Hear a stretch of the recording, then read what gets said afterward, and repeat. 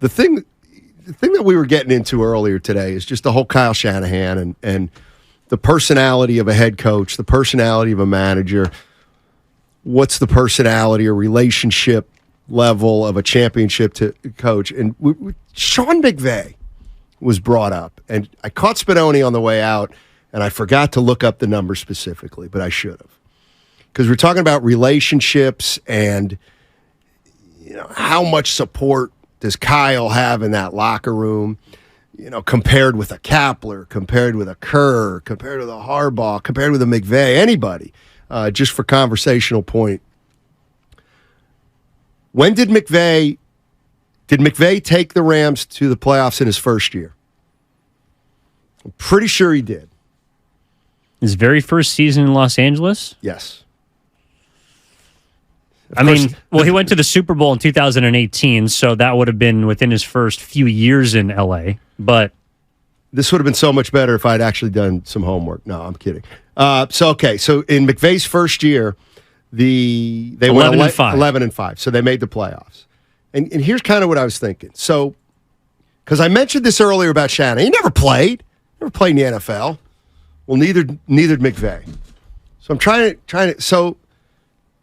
to go through this in my head. So McVay takes over for the LA Rams, and he's what do you think? Rah-rah guy, kind of? A little rah-rah-ish? Sean McVay? Yeah.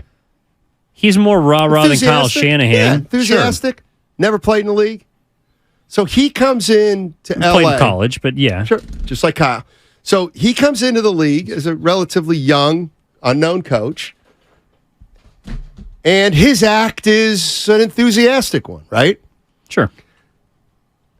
He was age 31 when he took over as head coach. So I'm envisioning him walking into this locker room with veterans and a 31-year-old coach. It's like, man, he's got to win over that locker room, right? Sean McVay, as a 31-year-old coach, gets the head coaching job of the LA Rams. He's never played in the NFL. He's kind of, let's go, woo. Like, that must have been a challenge for him to get that team to 11-5 his first year.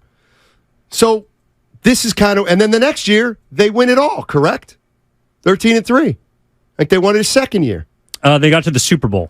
They did not win. They lost to the Patriots in that 10-7 gamer. Okay. So the first, okay. Yeah. But he got to the Super Bowl in his second season. Right. So you're Sean McVay. You come onto a team with you have no experience. You kind of win them over. So I'm thinking of the veterans in that locker room, and here comes Sean McVay, and I'm thinking they had to be, during that first training camp, who's this guy we got here? Right? What do we got here with this guy? 31? Kind of a rah-rah guy? What's it? What I'm getting at is over the course of 2 seasons or 1 season, clearly the team was like, man, this guy's a real deal. I know he came in and didn't have a lot of experience, never played the program, but man, this guy can coach, right? Okay. Shanahan, same situation. Young coach, son of Mike Shanahan. Sean McVay was son of Scott McVay, executive. Well, grandson, yeah. Kyle, thank you. Kyle doesn't have success right away. He doesn't. So what I'm wondering is because McVay had success so early and proved himself that he could kind of turn it around, is there anything that might concern you about Kyle Shanahan that he still hasn't earned the utmost all-in respect of his entire team? Because he still hasn't done it. And he's a coach who never played in the NFL and has a little bit... See, like McVay is gung-ho positive. Then he proves he's the real deal. Well, Shanahan's a little bit arrogant, a little bit sarcastic, and he hasn't gotten it done yet. Am I fishing here for something? No, I don't think you're necessarily fishing, but I do think that, look, they're different people to me, but they do come from the same place of having to prove it. Now, McVay comes from a slightly different background. He's a little bit younger than Kyle, So both are kind of seen, I think, in coaching circles as like wonder kids. Like they just kind of came up and, had some relationship with the NFL prior to their time.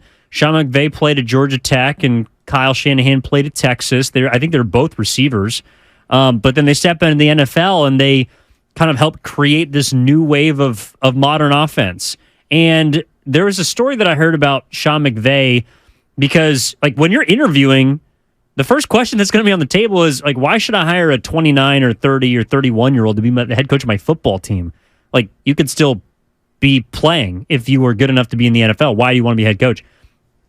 And so he sat down with the owner of the Rams and Stan Kroenke, and in the same meeting was Marshall Faulk, because Marshall Faulk is obviously Rams legend, wanted to be involved in the process, but more so was skeptical about how a young guy could come in and be as good as Sean McVay had been purported by everyone, because he was offensive coordinator, tight ends coach, worked his way up, but he was supposed to be great. Same with Kyle Shanahan. Started out positions coaches, then had to work his way up to offensive coordinator, had very good seasons with a multitude of teams in Houston, Cleveland, and of course the one that everyone knows him for in Atlanta with their trip to the Super Bowl and coming up a bit short. So Marshall Faulk said that going into the meeting with Sean McVay, he's like, I don't know if this guy's got it. Like, I don't think he's the right guy for the job. At the end of their dinner, he was like, you are an idiot if you do not hire that person. He needs to be the head coach of this football team. I imagine Kyle Shanahan in the same way that Sean McVay had to prove it to an NFL Hall of Famer. Kyle Shanahan, maybe even more so because of his dad, has to prove it in whatever room he walks into, or at least did coming up. So I think Kyle Shanahan does have the respect of people around the NFL because he's got advantages, but he also has to prove it more than anyone else because everyone's going to doubt why he's the special guy. Like, why does everyone keep talking about how Kyle Shanahan is great and he's brilliant and he's smart and he's going to rewrite modern offense? Why? He's got that kind of weight to carry, I think, in every room he steps into. I think there's something missing. That, and let me put it here, from Death Destroyer. I don't care if you played or not. Can you coach? Can you coach players, and can you cash the checks you write with your ego? That's fair enough. Do you believe this? Because I believe it. If you can coach, it doesn't matter if you played or not. But if you didn't play, there's a level that there's something you have to achieve that a coach who did play doesn't. Eric Musselman never played in the NBA. All right, he had 2 years here, a year in Sacramento. Does that matter that he never played in the NBA? Well, he was a less than 500 coach. I could argue that maybe because he wasn't a great coach, that was an issue.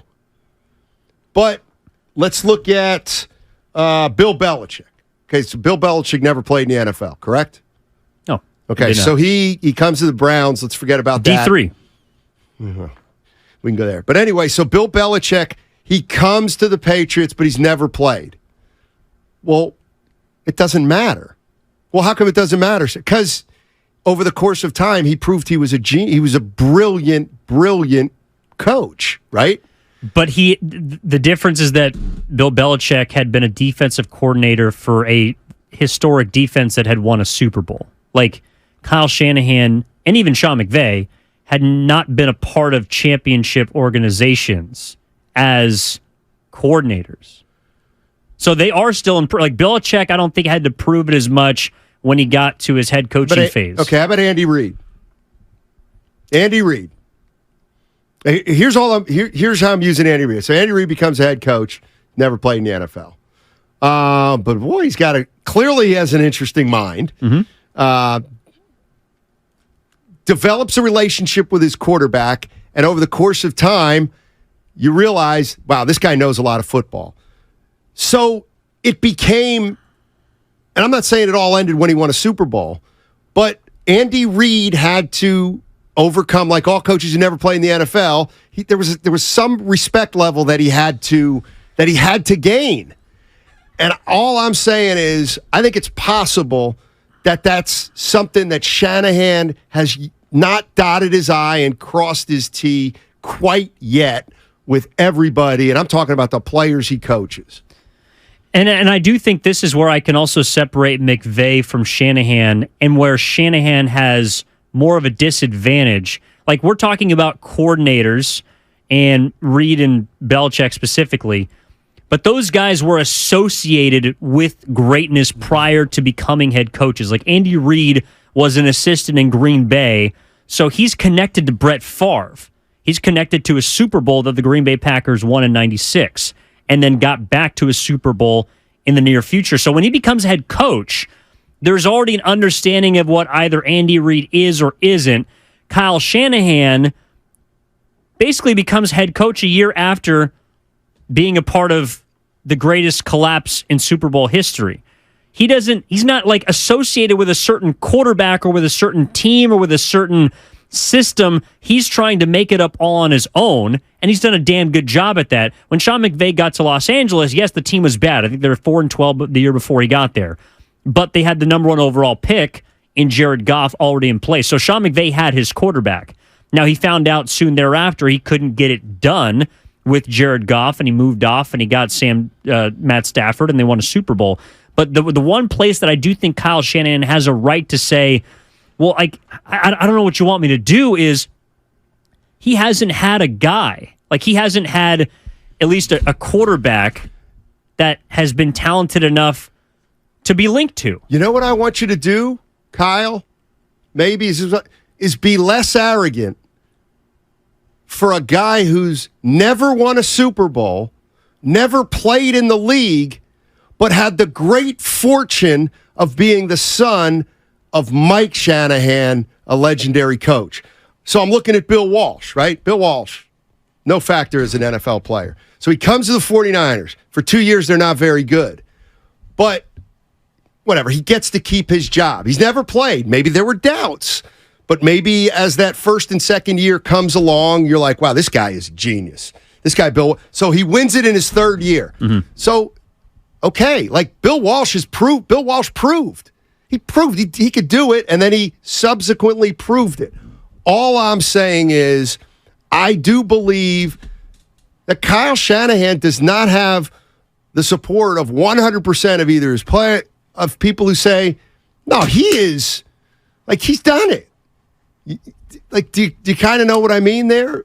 Well, it sounds like you can still say about Kyle Shanahan, like, dude, get it done first and then be as arrogant as you are. Yeah, I mean, I can't refute that. He hasn't done it yet. But I don't know, because so you were here and covering the 49ers when he got to the Bay Area. So you would know this better than me. I got to ask you, was the tone that Kyle Shanahan has become associated with now, was that always there from the start? Because I do wonder if people put him on a pedestal without himself actually saying that I'm the greatest and I'm this and I'm that, or is people just saying, well, look at his resume. This guy, he's unprecedented, he's brilliant, he's a genius, he's a guru. That's not him saying that I'm those things. That's other people putting that on him. I think he is arrogant. Okay. And when I say arrogant, that really does sound negative. And I don't mean to sound for him to be like that kind of person. But I do think Kyle thinks he's the smartest guy in the room. I do think Kyle thinks he looks at football, and I'm not saying he's wrong. I look at football differently and in a more elevated way than a lot of people. And all that may or may not be true, but I'm not convinced that he has got the I don't think he's got undivided support in that locker room. I think people think he's a good coach, the players. But I still think there's just something missing that I can't put my finger on. He hasn't. There's still more earning he has to do, I think, from some players and certainly some fans. Like, he's got to earn more. I do wonder if his attitude or that arrogance that you're talking about would change if he won a Super Bowl. Like, would it be worse? Like, would he be even more dismissive if he had the backup of, Well, not only you're going to question me and I know everything, but also you're going to question me and I've won a championship, because I don't think we've seen a difference in character of Andy Reid, who would have every right to say, dude, you guys ran me out of town in Philadelphia. You guys besmirched my name for a decade and a half as a head coach. Now I got not only one, but 2 Super Bowls. I'm headed to the Hall of Fame. Like, kiss my ass. Right. I'm allowed to say that. Okay, Jim Harbaugh. Let's just say hypothetically, Jim Harbaugh's rah-rah, Mr. Football was exactly like Kyle's arrogance. Do you know what I mean? Like, Kyle's arrogance is the equivalent to, I'm not saying it's positive or negative. Yeah. Harbaugh's rah-rah. Harbaugh's also got the I played. Thank you. Yeah. Yes, then that's what I'm getting at. So when Harbaugh does his thing, you know what? This guy played in the league. This guy has been in this locker room. But when Kyle does his arrogant thing, I do think there's a segment of people that be like, this dude never... Daddy's kid? I mean, yeah, it's great. You got to run around Mile High Stadium when you were 9. Yeah. And you caught 7 passes at Texas. And yes, you do know football. You're an unbelievable football mind. But, dude, like... get it done first before you treat Jimmy Garoppolo like you treated Jimmy Garoppolo or something like that. That's just what I wonder. Well, and that comes from the Mike Silver article in the Chronicle from earlier today, talking about how Jimmy's quote was, not everything is as it seems. And I think he was mainly pointing to the stories written about him, and he referenced a column that Silver had wrote last year that he hadn't read, and he's like, oh, wow, I didn't know that was even a theory. And it was about how Kyle Shanahan wasn't happy with Jimmy Garoppolo for the surgery that he got last offseason, or the timing of the surgery that he got it for after 2021. And then I think something also that flew under the radar, I don't know if you caught this, Steiny, was it seemed like Jimmy wanted more credit for not immediately getting the foot surgery that kind of affected his deal with the Raiders in his free agency, because he broke his toe, or he broke his foot, and he had broken bones in his toes and was trying to deal with all these different things. But he is, more importantly to him, trying to rehab to get back to potentially play in a playoff game. Like Kyle Shanahan had the quote about how Jimmy might or might not be ready for the NFC Championship. He probably won't be, but the timing lines up, yada, yada. So Garoppolo's rehabbing that whole time. He's also trying to stay in the quarterback room. And he just could have gotten season-ending surgery right then and there and said, I'm out. But he didn't do that. Right. And then after the NFC title game, he hears his head coach saying, under no scenario, and there's no scenario in which Jimmy Garoppolo is going to be on the team next year. Well, Jimmy could take that to heart and be like, what the hell, man? Like, I worked this entire year to try and get back for you because your dad said that you were the best person to be around, and this is how you're going to treat me? That's, I think, where the arrogance you're talking about kind of leaks through, or people can read it. 888-957-9570 is the number. Kyle Shanahan, he's an interesting cat. 415, Harbaugh's arrogance was far greater than Kyle's. Great point, if that's what you believe. Harbaugh also played the game. So you have to be more tolerant of Harbaugh's arrogance. Guy was a quarterback in the NFL. You can kind of understand his arrogance. It's Kyle done.